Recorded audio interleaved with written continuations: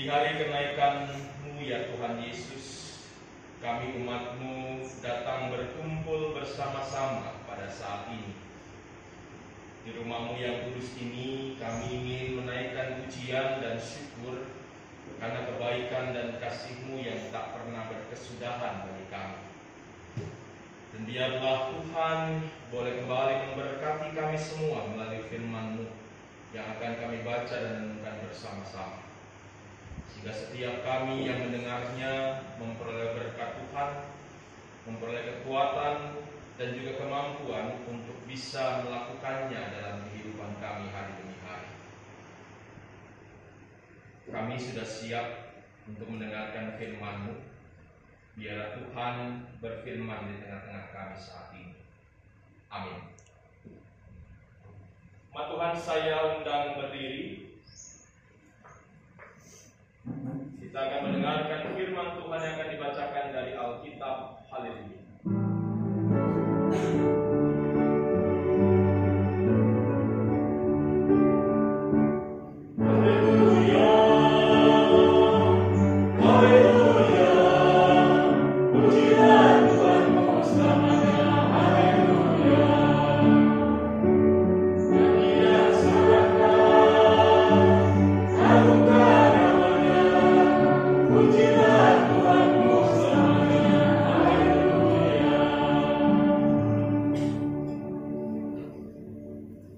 Jemaat Tuhan, pembacaan firman Tuhan pagi hari ini terambil dari Markus 16 ayat 9 sampai ayatnya ke-20.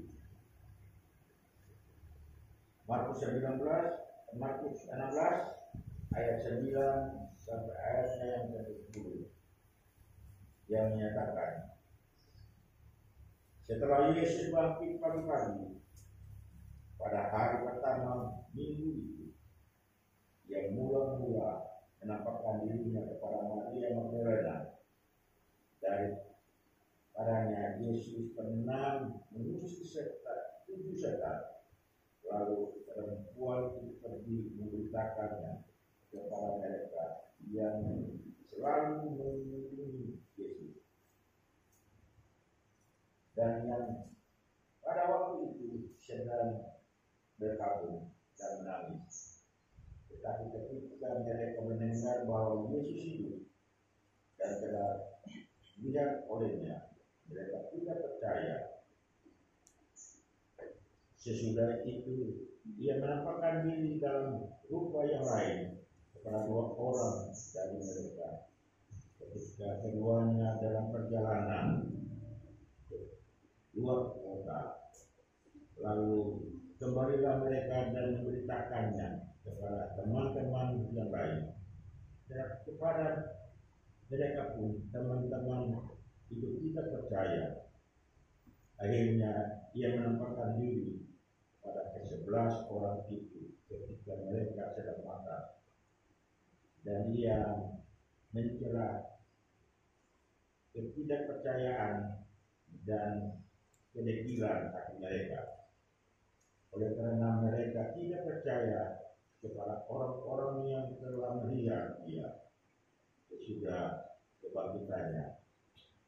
Lalu ia berkata kepada mereka, pergilah ke seluruh dunia, beritakanlah Injil kepada segala makhluk. Siapa yang percaya dan dibaptis akan diselamatkan, tetapi siapa yang tidak percaya akan dihukum. Tanda-tanda ini akan menyertai orang-orang yang percaya. Mereka akan mengusir setan-setan demi nama-Ku. Mereka akan berbicara dalam bahasa-bahasa yang baru bagi mereka. Mereka akan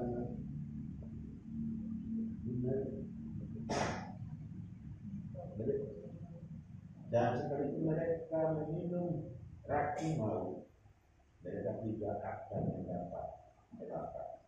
Mereka akan meletakkan tangannya atas orang satu, dan orang itu akan sembuh. Sesudah Tuhan Yesus bicara demikian kepada mereka, terangkatlah ia ke surga, lalu duduk di sebelah kanan Allah.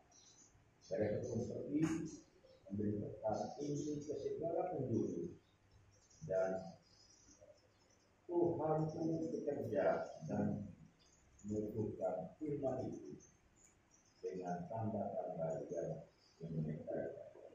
Jadi karena pekerjaan yang kita hendaklah firman Tuhan dengan segala kekayaannya menetap di antara kamu, dan ucaplah syukur kepada Allah.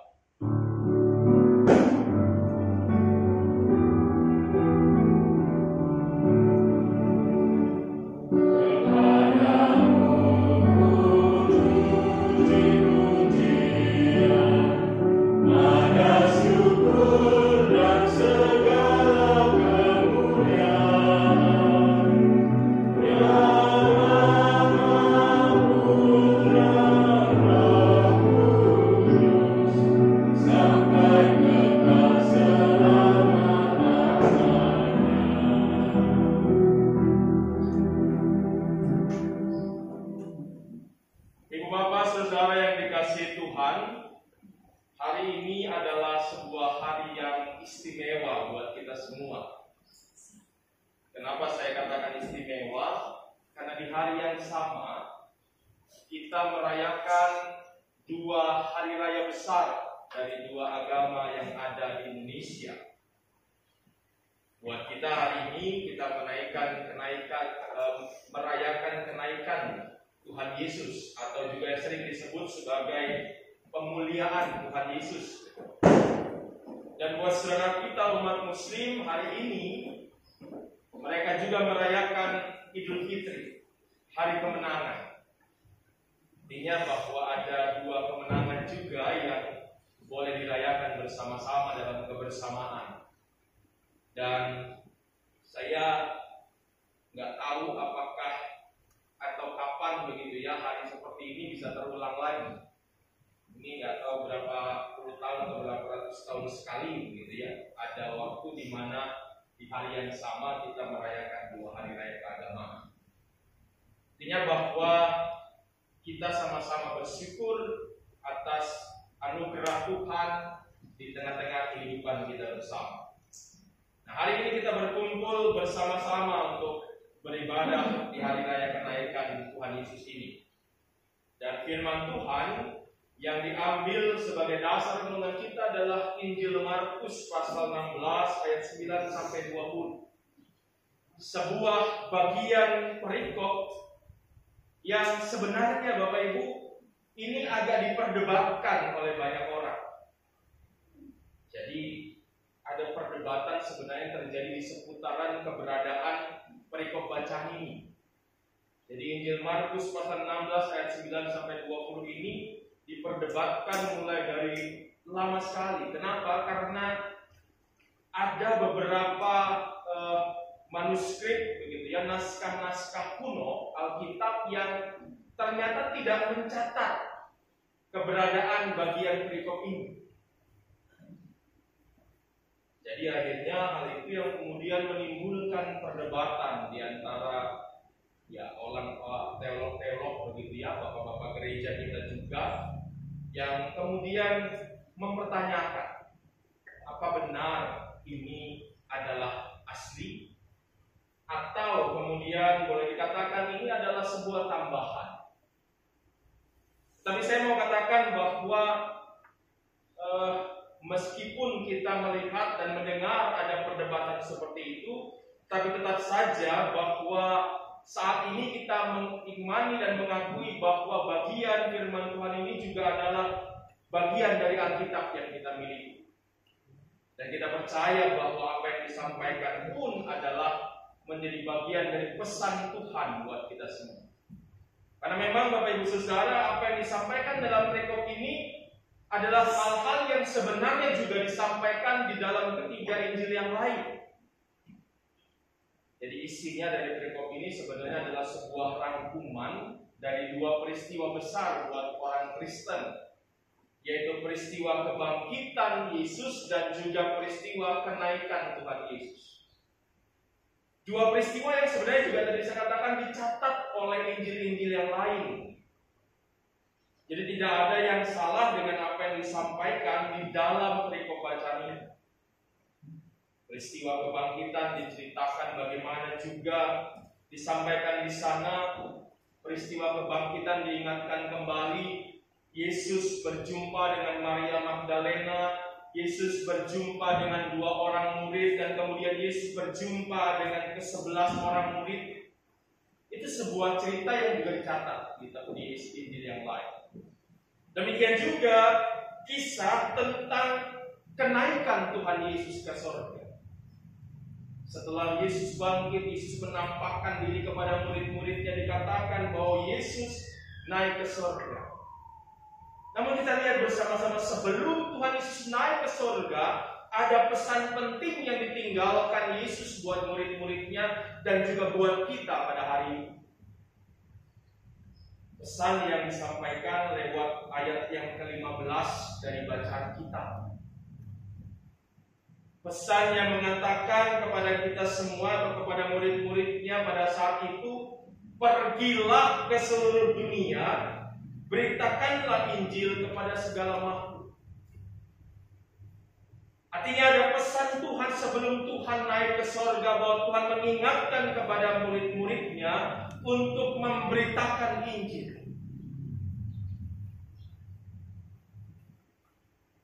Injil dipahami sebagai kabar sukacita. Artinya bahwa pada saat Yesus mengatakan untuk mereka memberitakan Injil, artinya murid-murid Tuhan diingatkan untuk juga membawa sukacita itu kepada dunia. Dan yang penting lagi dari ayat ini Bapak Ibu, kita lihat bersama-sama, Yesus tidak mengatakan bahwa pesan atau berita Injil itu hanya untuk manusia saja. Tapi yang kita lihat dari ayat ini dikatakan bahwa Injil itu diberitakan untuk segala makhluk. Artinya apa? Bahwa kalau tadi pemahaman Injil adalah kabar sukacita, artinya bahwa kita ini juga harus membawa sukacita kepada segala makhluk di dunia ini. Baik itu manusia, kemudian juga hewan, tumbuhan, dan semua ciptaan Tuhan yang lain. Dan secara tidak langsung sebenarnya hal ini mengingatkan kepada kita semua bahwa semua yang diciptakan Tuhan ini adalah baik adanya dan juga memiliki manfaat yang setara juga buat kita kedudukan. Dan juga hal ini mengingatkan kepada kita sebuah pesan Tuhan yang lain juga dalam kitab Kejadian. Jadi Bapak Ibu, dalam proses penciptaan, Tuhan katakan untuk kita semua untuk mengusahakan dan memelihara bumi. Tetapi itu semua terkadang tidak dilakukan oleh manusia di masa kini. Manusia hanya melihat atau juga hanya melakukan satu saja dari mengusahakan dan memelihara itu, yaitu manusia hanya senang mengusahakan. Bahkan boleh dikatakan bukan cuma mengusahakan, tapi bahasa yang lain digunakan, manusia itu senang mengeksploitasi alam semesta ini. Jika kita lihat kerusakan alam terjadi di mana-mana. Yang namanya hutan di Indonesia ini makin lama makin sedikit, makin habis. Karena pohon-pohon ditebangi untuk kepentingan manusia, untuk keserakahan manusia. Hewan-hewan juga tidak dilindungi karena keserakahan manusia. Manusia tidak memikirkan bahwa kelestarian alam atau keberadaan alam semesta yang di dalamnya ada hewan dan tumbuhan itu juga bermanfaat buat kita. Bayangkan kalau kemudian di dalam hidup kita ini sudah nggak ada pohon sama sekali. Apa jadinya bumi ini? Ya. Kalau hidup di kota-kota besar saja kita sudah bisa alami, ya. Suhunya sudah berbeda dengan tempat-tempat di mana pohon-pohon itu masih banyak. Saya sendiri begitu kan bisa membedakan kalau saya sedang ada di Kamal dengan sedang ada di Galilea itu berbeda suhunya. Itu bagian dari sebuah resiko atau juga akibat dari keserakahan manusia yang terus-menerus dilakukan. Ketidakpedulian manusia terhadap ciptaan, sehingga manusia nggak bisa membawa sukacita buat ciptaan-ciptaan yang lain. Itu pernah lihat beberapa waktu yang lalu ada tayangan-tayangan di televisi dan juga di media-media sosial. Ada seekor ikan, saya lupa lumba-lumba atau paus begitu, yang begitu dia mati dan terdampar di pantai, dan begitu dibelah isinya plastik. Dan memang itu adalah persoalan kita bersama. Indonesia menempati urutan kedua kalau tidak salah penghasil sampah plastik. Dan manusia kadang-kadang nggak peduli dengan itu. Yang penting praktis begitu ya.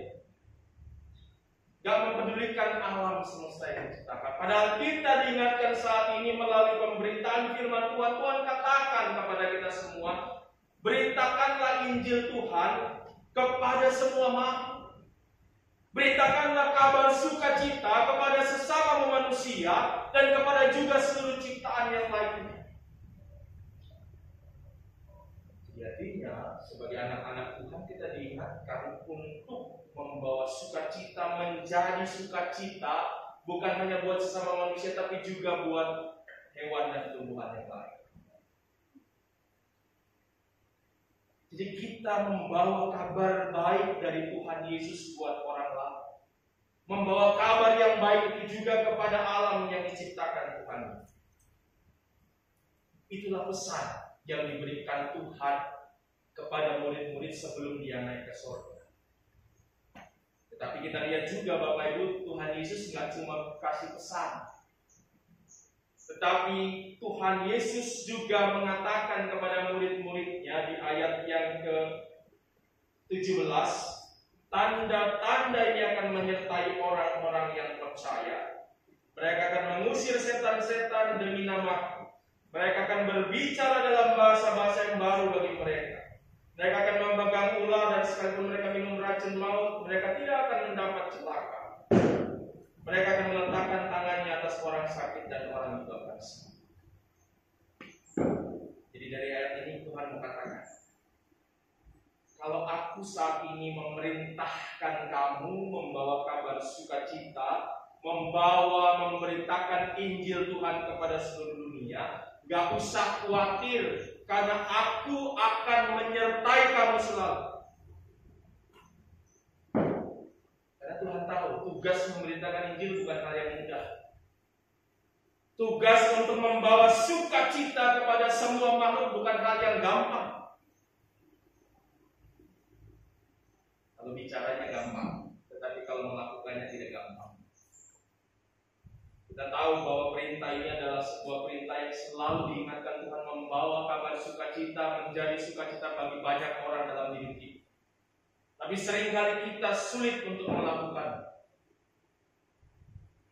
Kita tidak menjadi sukacita bagi orang, malah kemudian menjadi duka cita bagi orang lain. Kita kemudian menjadi orang-orang yang malah membuat orang terluka, membuat orang sedih, membuat orang marah dan kecewa karena kehadiran ini. Dan saat itulah boleh dikatakan kita tidak memberitakan Injil. Kita tidak membawa sukacita. Karena hal itulah Tuhan kemudian katakan, aku akan menyertai kamu. Karena hal yang tidak mudah itulah, maka Tuhan beritakan, Tuhan sampaikan pada murid-muridnya, akan ada tanda-tanda yang menyertai kamu. Tanda-tanda yang membuktikan kuasaku akan ada bersama-sama dengan kamu. Lihat tanda-tanda itu disebutkan dalam ayat 17 dan 18. Dan kalau kita membaca dalam firman Tuhan yang lain, kemudian dalam kitab-kitab Kisah Para Rasul tentang perjalanan pelayanan Paulus khususnya, kita bisa melihat bagaimana tanda-tanda itu dibuktikan di sana. Artinya pada saat Tuhan berjanji untuk menyertai umatnya, menyertai orang-orang yang memberitakan Injil, maka Tuhan akan menepati itu semua. Ini mengingatkan kita semua, Bapak Ibu.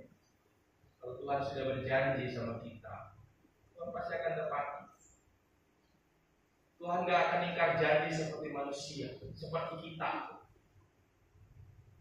Tuhan pasti akan menepati janji, dan itu dibuktikan Tuhan dalam kehidupan kita. Itulah perintah Tuhan bagi kita semua hari ini. Di hari kenaikan Tuhan, kita juga diperintahkan sama seperti para murid untuk memberitakan Injil Tuhan kepada segala makhluk. Dan kita juga diingatkan bahwa ada penyertaan Tuhan yang akan dinyatakan bagi kita semua. Namun ada ayat yang juga menurut saya paling penting untuk kita renungkan bersama-sama pada hari ini. Kalau kita sudah mendengarkan, kalau kita sudah memahami apa yang Tuhan perintahkan buat kita, apa yang harus kita lakukan? Mari kita belajar dari para murid. Di ayat yang ke-20 kita lihat bersama-sama. Firman Tuhan mengatakan, mereka pun pergilah memberitakan Injil ke segala penjuru, dan Tuhan turut bekerja dan meneguhkan firman itu dengan tanda-tanda yang menyertai. Jadi artinya bahwa murid-murid Tuhan mendengarkan perintah Tuhan itu, memahami perintah Tuhan itu, dan mereka mau melakukan. Mereka bukan hanya jadi pendengar, tapi jadi pelaku firman Tuhan. Mereka bukan hanya paham, tapi juga mau melakukan apa yang Tuhan kehendaki dalam kehidupan mereka. Sikap murid-murid adalah sebuah sikap yang kita teladani. Kita lihat Bapak Ibu Saudara, apa yang dilakukan murid-murid ini adalah sebuah perubahan sikap. Kenapa saya katakan perubahan sikap? Bapak Ibu pernah dengar ya bahwa firman Tuhan menceritakan setelah Yesus mati, apa yang dilakukan para murid waktu itu? Ada yang masih ingat nggak?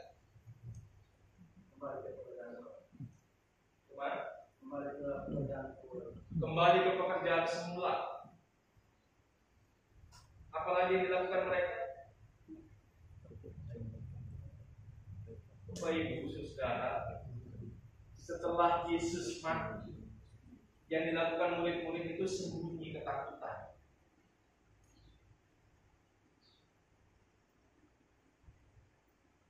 Mereka kumpul bersama, itu bukan kemudian ngumpul semua untuk mempersiapkan diri, tapi karena ketakutan awalnya.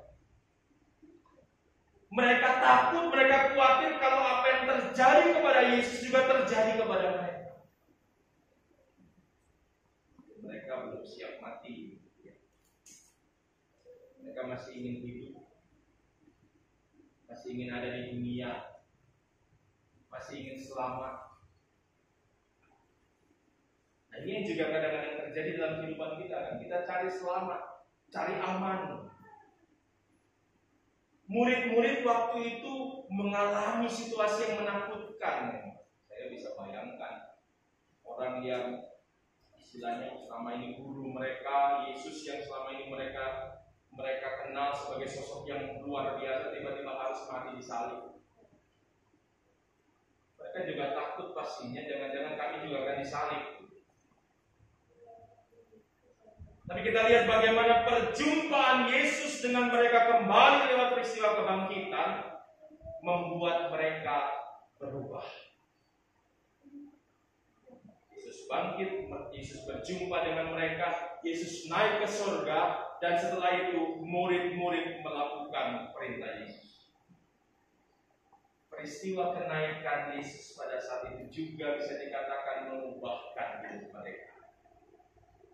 Merubah mereka yang selama ini ketakutan, khawatir, nggak mau keluar begitu.